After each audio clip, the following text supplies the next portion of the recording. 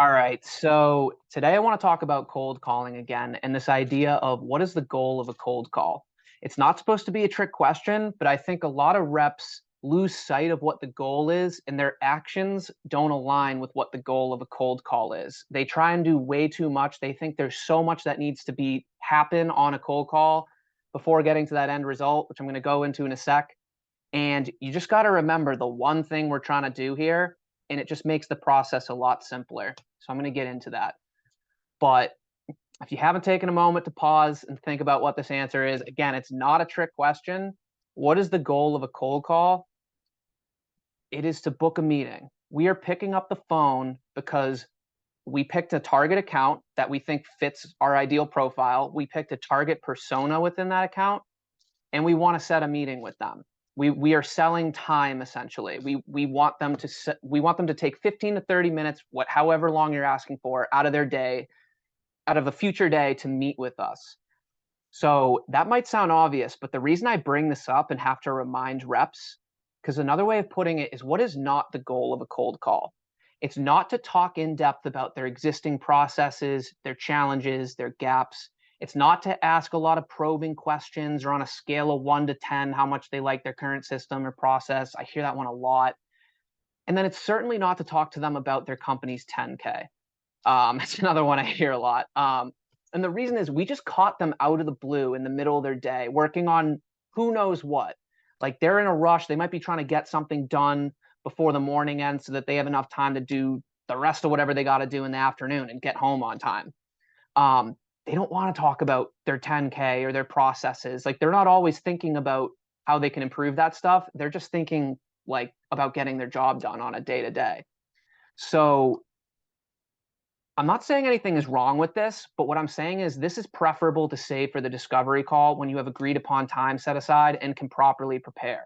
You only get one shot sometimes, and you don't want that to be on a cold call. I would literally rather postpone this conversation to another time where it's agreed upon and we can meet face to face and they're ready to listen and I have time to prepare, get with my team, because you can't possibly be prepared at that level, at that same level on a cold call when you don't know who's going to answer on your list.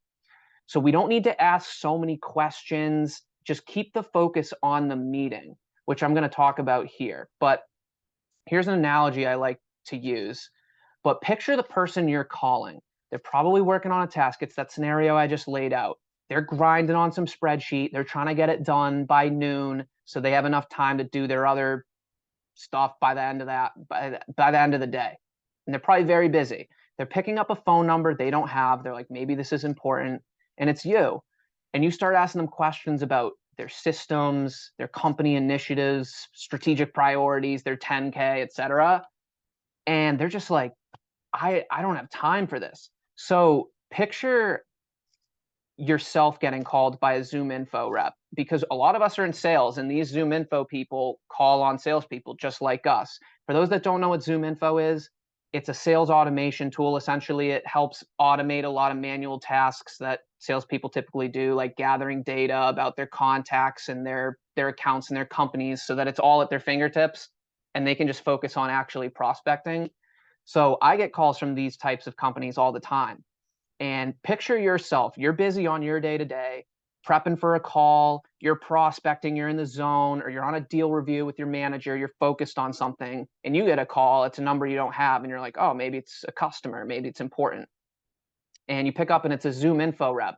Let's picture two scenarios. The first one, they're like, hey, this is Connor from Zoom Info. How are you today? Do you have 30 seconds for me to tell you why I'm calling, and then you can decide whether you want to continue the conversation?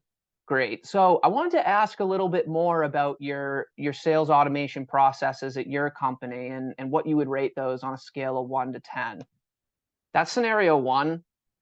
I don't know about you, but I would be like, dude, I don't have time for this right now. Like, what do you want from me? And I might start to be rude because I have to signal to them, I don't have time to talk to you unless you get right to the point.